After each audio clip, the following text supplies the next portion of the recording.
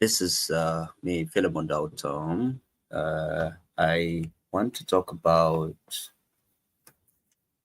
selective justice uh, in South Sudan. If you look at the case around Dr. Riek Machar, it tells us the case is politically motivated detention, and some of us we don't trust the way system has been used against Dr. Riek Machar. Uh, we we see it is a selective justice, and selective justice is an injustice. What we want to see is political dialogue that can bring both leaders together and think how they're going to build a way forward. If you look at this scenario, it tells us and makes some of us doubt why justice become very selective. If the first vice president is jailed because of what happened in Nasser, then the question is, who are the committee that was formed, and when did they have been formed? These are very important questions. South Sudanese are demanding answers.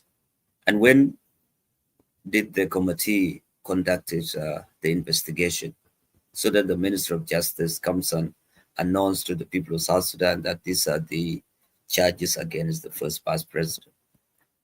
We also question the justice is not uh, in South Sudan is not free. You can look at the judiciary system, and the executive branches of the government has been controlled it and used as a weapon against the political opponents or whoever oppose the government. We also see the uh, you know how the judicial system has been controlled by this group of people. Some of us doubt. If you look at now, Bolmel was appointed as a first vice president. Now, because of the case of Dr. Mashar, he appointed his wife to be a prosecutor in the Ministry of Justice, which is, some of us demanding question why it happened in that way, and it is quite alarming. And now Benjamin Moll will also become the general in the national security sector. So the whole scenario is a frame justice that can create injustice within the framework of court that they are trying to take Dr. Mashar to see to be prosecuted in the court of law. Those guys, most of them, they abandon the principles of justice, which is the basis of court should start with equality, human rights, and all these things. See, and the application that they are trying to send to the mind of South Sudanese is not convincing to anybody. When they detain it, the first vice president, they are telling us that it is the incident of Nasser.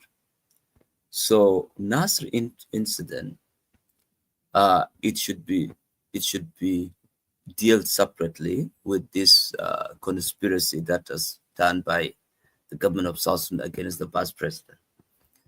Dr. Mashar participated and want to be the solution to the problem of Nasser.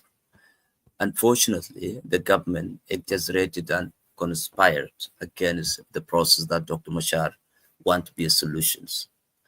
Second to that, you can see they suspended him. They detained him and suspended, and it is actually against the peace agreement provision.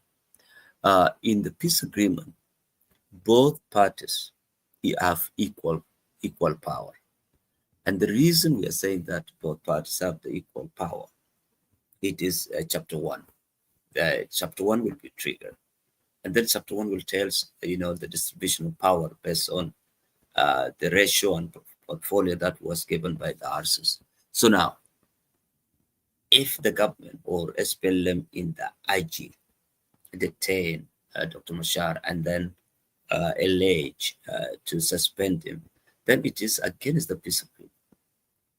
That will tell us that the peace agreement is already in limbo, you see, and you're using peace agreement to dismantle peace itself, which is unacceptable. So what they are doing is actually is a injustice within the framework of justice, which is unacceptable and is not going to send a good message to the people of South Sudan. So that's one of the problems. The other thing you can see, the rich and powerful people in the government of South Sudan, they actually become very selective in their target, which become, help the rise of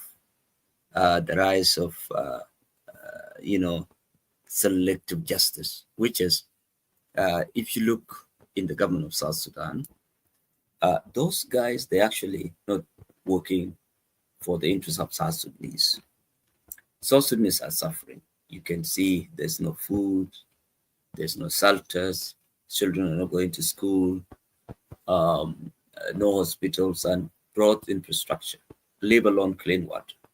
These are the daily problems South Sudanese are going through.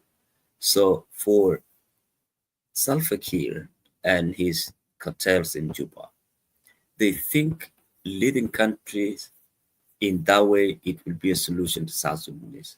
I don't think so. South Sudanese have a question because of the way Dr. Riek Machar has been detained. It raised a lot of questions to the South Sudanese. And one of the questions is, why you detained him? If it is about the justice, we need to dig the root cause of the problem that is already stipulated in the peace agreement, which is in Chapter 5. Let's go back in 2030, what happened, why it happened, and how the accountability will be the framework for better South Sudan. So this is something that South Sudanese are preaching. But in the mind of Kiir, he doesn't like to see that way. You want to control the justice. You want to, make sure that people, follow him without doing anything, and that's problematic. So the court for Dr. Machar is not going to be trusted by anybody, and is not going to be trusted by the members of the SPLMI, because we feel like there is a problems. There's problems, injustice and selective justice, which become injustice by itself.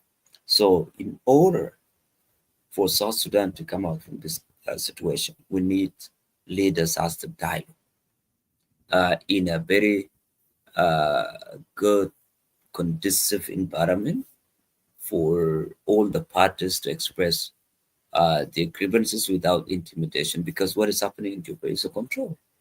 See? And we hope this should not continue, and Dr. Mashar will be free. And thank you.